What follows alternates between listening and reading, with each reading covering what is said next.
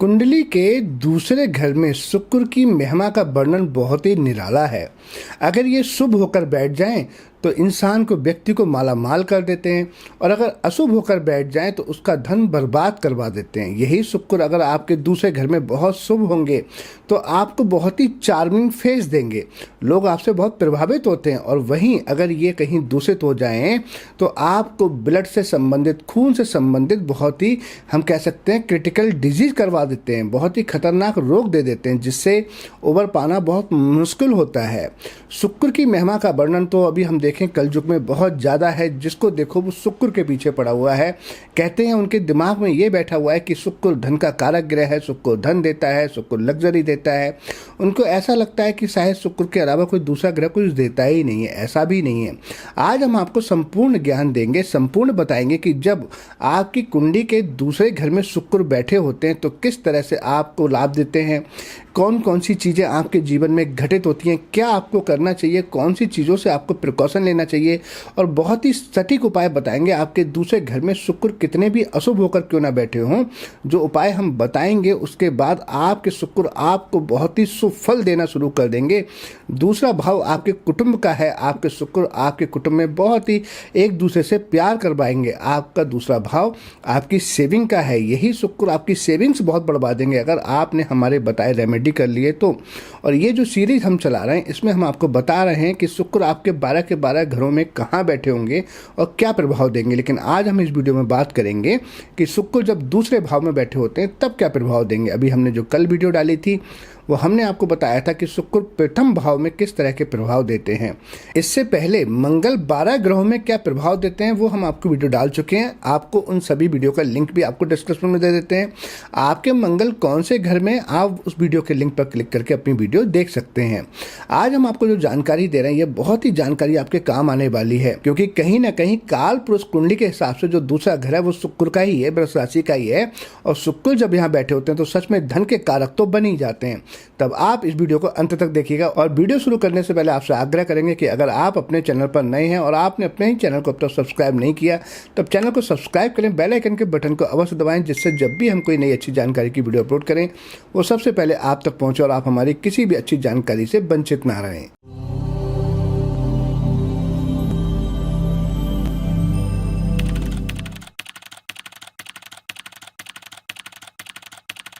ओम नमः शिवाय।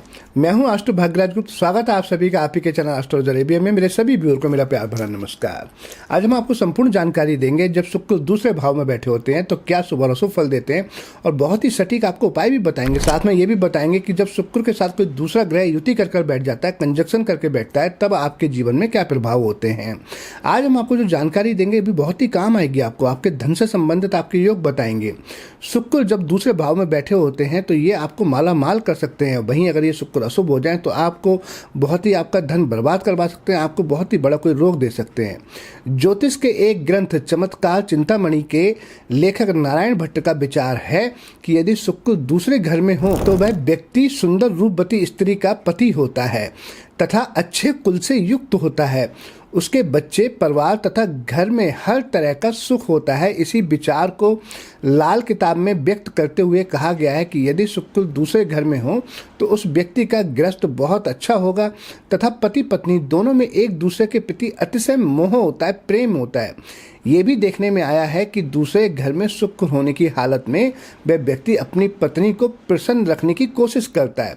वास्तव में इसको हम और ढंग से देखें तो उस व्यक्ति के भाग्य का विकास ठीक ढंग से होने में भी ये बात बहुत सहायक होती है कि वह अपनी पत्नी को प्रसन्न रखे। जो लोग अपनी पत्नी को प्रसन्न रखते हैं उनके भाग्य अति तीव्र चलते हैं।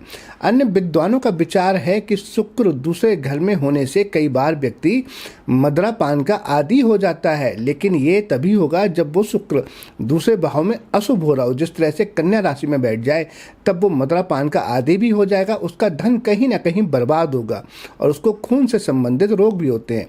लेकिन वृष लगन की कुंडली में जब शुक्र बैठे होते हैं, क्योंकि आज हम वृष लगन की बात कर रहे हैं, उनके लिए तो ये प्रोडक्शन बहुत सटीक बैठेगी। मिलेगी। लेकिन अगर आपके शुक्र किसी और राशि में भी बैठे हैं दूसरे घर में, तब भी आप देखेंगे बहुत सारी आपको चीज़ें मैच होती हुई नजर आएंगी।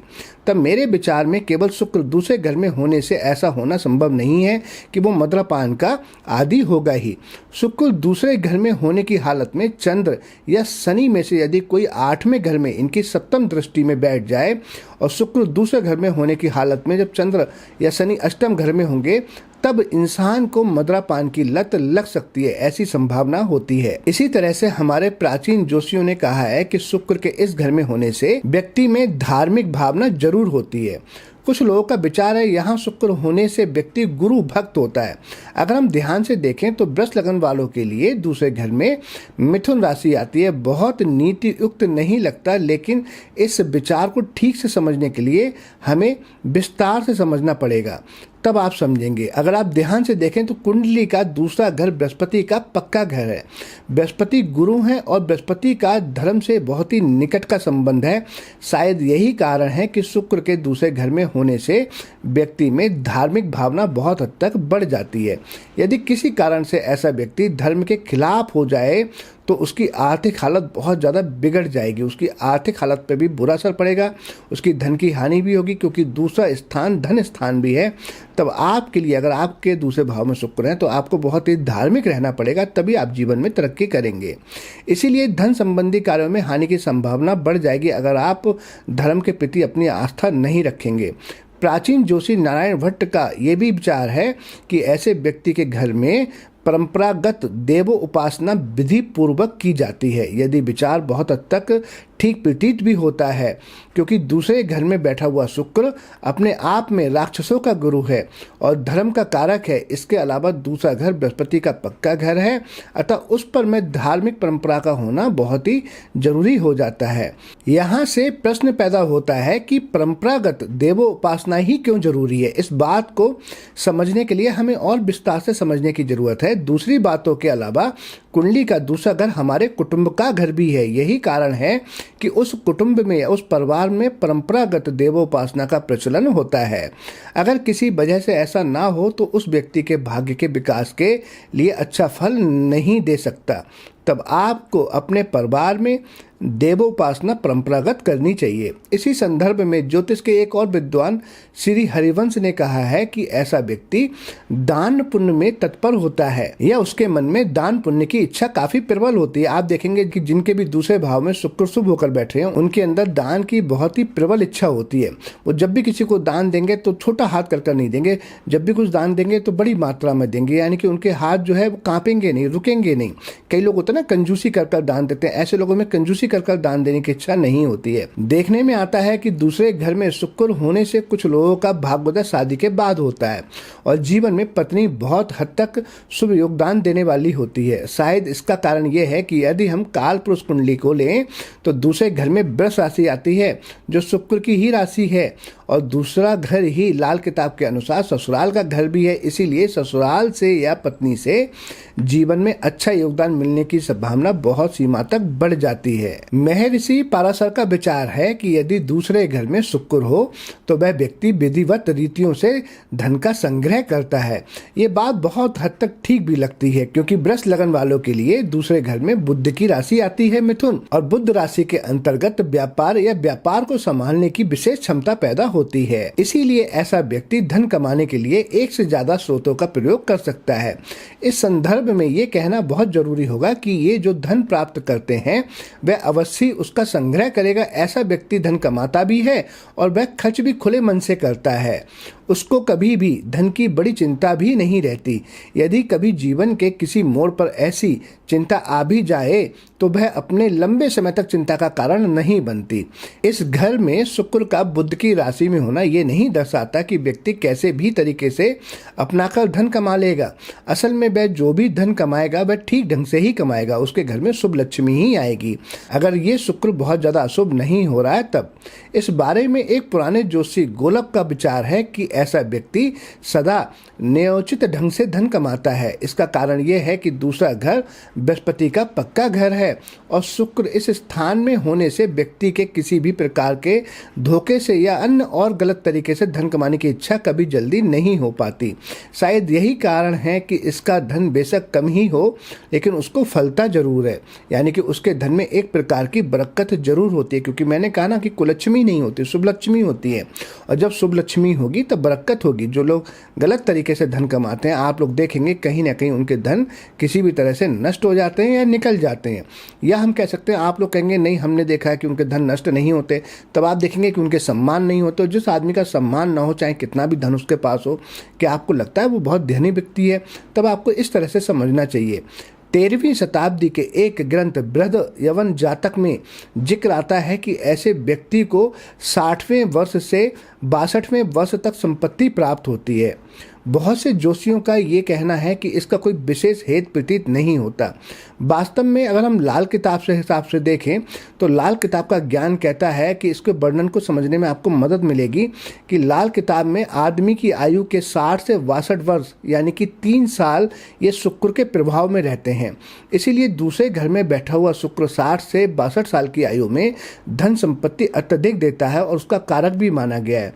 दूसरे स्थान पर बुध की मिथुन राशि में बैठा हुआ शुक्र व्यक्ति की कल्पनागत शक्ति को बहुत तेज कर देता है। इसीलिए कुछ लोगों का विचार है कि ऐसे लोग अपनी बुद्धि के बल पर धन कमाते हैं, किंतु बुद्धि के बल पर धन कमाना कुछ स्पष्ट वर्णन नहीं है। वास्तव में विद्या के बल पर तथा कुछ हालातों में लेखन के द्वारा धन कमाना संभव होता है, क्योंकि बुद्ध का लेखन शक्ति से विशेष तौर से संबंध है और दूसरा घर धन स्थान भी है। हम कह सकते हैं ऐसे लोग बहुत अच्छे राइटर हो सकते हैं, ऐसे लोग जो हैं वो बहुत अच्छे रिपोर्टर हो सकते हैं, चार्टर्ड अकाउंटेंट हो सकते हैं, क्योंकि इन सभी लोगों का लिखित कार्य बहुत अत्यधिक होता है। धन संबंधी विचार की पुष्टि गर्ग संहिता में भी की गई है। उसमें कहा गया है कि ऐसा व्यक्ति विद्या के बल पर अपना धन कमाता है। ये जरूरी नहीं कि वह लेखन द्वारा ही धन कमाएगा, लेकिन इसके धन कमाने में किसी न किसी रूप में विद्या का योगदान अवश्य रहता है। तब आपको समझने की जरूरत यह है कि जिनके शुक्र दूसरे भाव में बैठे हों उनको हमेशा विद्या अर्जन अपनी पूरी करनी चाहिए, कभी भी विद्या बीच में नहीं छोड़नी चाहिए। अब ये जो हम बात कहने जा रहे हैं ये बहुत ही गहनता से समझने वाली बात है। लाल किताब में जिक्र आता है, यदि ऐसा व्यक्ति का घर गौ घाट हो यानी कि गौ मुख हो, यानी कि मकान का अगला हिस्सा तंग हो और पीछे का हिस्सा खुला हो, तो उस व्यक्ति के भाग्य के विकास के लिए बहुत ही शुभ असर देता है। लेकिन इसके विपरीत अगर मकान शेर मुंह हुआ यानी आगे से खुला और पीछे से तंग, तो उसके भाग्य के विकास के लिए ये एक प्रकार की रुकावट होगी। अब यहाँ समझने की बात यह है कि शुक्र जो कि गांव माता के कारक हैं और शुक्र दूसरे भाव में बैठे हुए हैं और दूसरा भाव आपके मुख का कारक है, तो ऐसा व्यक्ति अगर गौ मुख के घर में रहेगा तो उसका भाग्य बहुत ही तीव्र काम करता है। इस घर में बैठा हुआ शुक्र यदि अशुभ हो तो उस व्यक्ति या उस व्यक्ति की स्त्री में खून की कमी होने की संभावना बहुत ज़्यादा बढ़ जाती है। इस घर में बैठे हुए शुक्र की हालत में यदि वह व्यक्ति किसी की बुराई करे या किसी की चुगली या निंदा करे तो वह व्यक्ति स्वयं ही बर्बाद हो जाता है। हमने आपको पहले भी कई बार बताया है कि शुक्र जब छठे भाव में बैठा हो या दूसरे भाव में बैठा हो या मंगल 12वें भाव में बैठा हो, तब ऐसे लोगों को किसी की बुराई नहीं करनी चाहिए, अदरवाइज इनका खुद ही बहुत ज़्यादा नुकसान हो जाता है। ऐसे लोग जब किसी की चुगली करेंगे, निंदा करेंगे, गॉसिप करेंगे या किसी की बहुत ज़्यादा बुराई करेंगे तो इनका धन हमेशा नष्ट होता चला जाएगा। मैं दोबारा बताता हूँ, जिनके मंगल 12वें भाव में बैठे हैं, शुक्र छठे भाव में या शुक्र दूसरे भाव में, तो उनको हमेशा किसी की बुराई नहीं करनी चाहिए। लाल किताब में कहा गया है कि यदि दूसरे घर में शुक्र के साथ बृहस्पति हो तो उस व्यक्ति के लिए सोने यानी कि स्वर्ण के काम अशुभ फल देंगे, किंतु मिट्टी के कामों से ऐसा व्यक्ति सोना बना लेता है। इस घर में शुक्र और बृहस्पति का योग धन के लिए अच्छा नहीं है। मेरा ये भाव नहीं है कि वह व्यक्ति निर्धन होगा। वास्तव में ऐसे आदमी की दुनियावी तौर पर आर्थिक हालत उतनी अच्छी नहीं होगी जितनी बाहर से दिखाई देगी। लोग समझेंगे इसके पास लाखों करोड़ों रुपए हैं, लेकिन उसकी झोली अंदर से खाली होगी। यानी कि आप ये समझें कि दिखावे का पैसा होगा। इसको दिखावे का पैसा या बूर के लड्डू कहा गया है कि जब शुक्र और बृहस्पति साथ में बैठे होते हैं तो बाहर से हालत बहुत अच्छी दिखाई देती है, लेकिन अंदर से हालत उतनी मजबूत नहीं होती। शुक्र और सूर्य यदि इस घर में हो तो भी पैसे के लिए बहुत अच्छा नहीं होता। दोनों प्रकार के प्रभाव में एक दूसरे के लिए ये मंदा प्रभाव देते हैं। ऐसे व्यक्ति को बहुत ज़्यादा हम कह सकते हैं प्रिकॉशन रखना चाहिए कि दिन में कभी भी सहवास नहीं करना चाहिए, दिन में कभी भी संभोग नहीं करना चाहिए, अन्यथा आपकी हेल्थ भी डैमेज होगी, आपका धन भी खराब होगा। शुक्र और चंद्र यदि दूसरे भाव में हो तो ऐसे व्यक्ति के लिए दवाइयों के काम से बहुत अत्यधिक अच्छा लाभ होता है। इसका अर्थ ये कदापि नहीं है कि ऐसा व्यक्ति डॉक्टर या हकीम ही होगा, बल्कि दवाइयों से संबंधित किसी भी काम से उसको फायदा होगा, जिस तरह से मेडिकल बोल सकते हैं।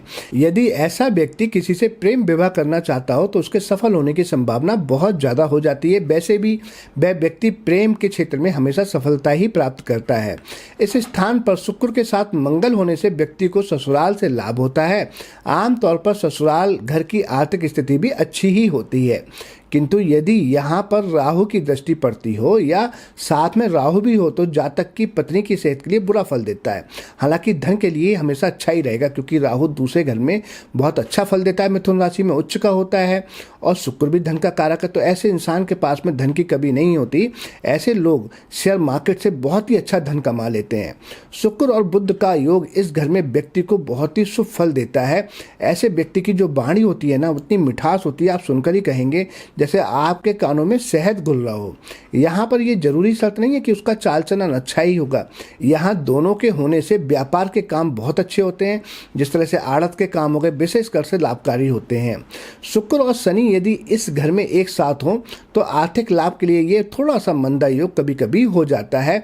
शुक्र और राहु की युति इस घर में स्त्री की सेहत के लिए अशुभ होगी और इसके द्वारा ऐसे रोग होंगे जो सरलता से किसी भी डॉक्टर की समझ में नहीं आएंगे। यहाँ शुक्र जब शनि साथ में बैठे होंगे तो ये एक बात जरूर कही जा सकती है कि ऐसा व्यक्ति जो भी कर्म करेगा उसको अपने किए गए कर्मों के फल हमेशा प्राप्त होंगे, यानी कि उसका कर्म कभी भी बेकार नहीं जाएगा। तो जितना वह कर्म करेगा उतना धन उसको अवश्य मिलेगा। और शुक्र के साथ जब शनि बैठा होगा तो आप देखेंगे ऐसे व्यक्ति की निशानी होती है कि उनके बॉडी से जो पसीने की स्मेल है वो बहुत ज़्यादा आती है। तो इनको हमेशा डियो या इत्र या परफ्यूम का यूज करना चाहिए। शुक्र के साथ केतु का होना भी राहु जैसे फलों को ही दर्शाता है। दूसरे घर के शुक्र के अशुभ फल को दूर करने के लिए बहुत ही अच्छा उपाय आपको बता रहे हैं, जो आपके लिए बहुत ही लाभकारी होगा कि जो गौ माता होती है उनको आटों के जो आटा होता है उसके पेड़े बनाकर देना बहुत ही अच्छा उपाय होता है। आटे के पेड़े बनाएं और उस पर हल्दी के 2 टीके लगा लें। इस तरह से फिंगर पर हल्दी लगाकर हर पेड़े पे इस तरह से आप 2-2 टीके लगा लें। आप ये गौ माता को शुक्रवार के दिन खिलाएं। आप देखेंगे कि आपके धन में बहुत ही अच्छी वृद्धि होना शुरू हो जाएगी। आपके शुक्र किसी भी तरह से अशुभ फल दे रहे हो वो शुभ फल देना शुरू कर देंगे। या आप आलू पर हल्दी लगाकर भी गौ माता को खिला सकते हैं, इससे भी आपको बहुत ही शुभ फल प्राप्त होंगे। आज हमने आपको संपूर्ण जानकारी दी कि जब शुक्र दूसरे भाव में बैठे होते हैं तो क्या फल देते हैं और जब उनके साथ में कोई दूसरे ग्रह बैठ जाते हैं तब क्या होता है। अगर आपका कोई क्वेश्चन है, आप कुछ पूछना चाहते हैं तो आप हमसे कमेंट कर पूछ सकते हैं, या आप अपनी कुंडली का विश्लेषण करवाना चाहते हैं तब भी आप हमसे करवा सकते हैं। हम आपकी कुंडली का विश्लेषण अवश्य करेंगे। इसी के साथ मैं अपनी वाणी को विराम दूंगा और बहुत जल्दी आपसे फिर मिलेंगे एक नई जानकारी के साथ। तब तक मुझे इजाजत दीजिए। नमस्कार।